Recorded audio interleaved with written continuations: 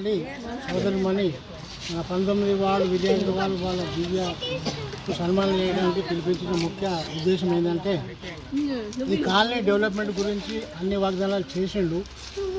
ఇక్కడ ముఖ్యంగా అంగన్వాడీకి గవర్నమెంట్ తరఫున ఒక ప్లాట్ ఇచ్చేసి ఆ అంగన్వాడీ పిల్లలకు ఒక 2 రూములు కట్టియాలని ఎన్నో సంవత్సరాలు మేము కోరుతున్నాము.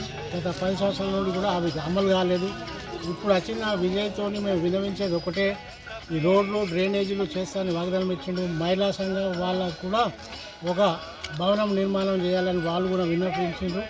ఇవన్నిటికీ ఐక్యంగా ఉండి విజయ్ గారిని విజయవంతం చేసి ఎన్నుకోవడం జరిగింది.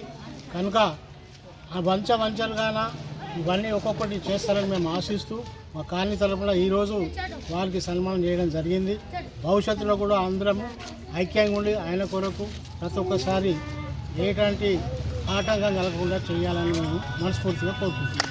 జర్నలిస్ట్ కాలనీలో మహిళలందరూ కలిసి అంగన్వాడీ సెంటర్ తరఫున అంగన్వాడీ టీచర్స్ మరియు మా జర్నలిస్ట్ కాలనీ మహిళలందరం కలిసి మా కౌన్సిలర్ గారికి సన్మానం చేయడం జరిగింది. ఎందుకంటే మాకున్న సమస్యలు తను మెల్లమెల్లగా తీరుస్తారని మా బాధలు ఇట్లా సన్మానం చేసి తనకి మా యొక్క సమస్యలని విన్నవించుకుంటున్నాం.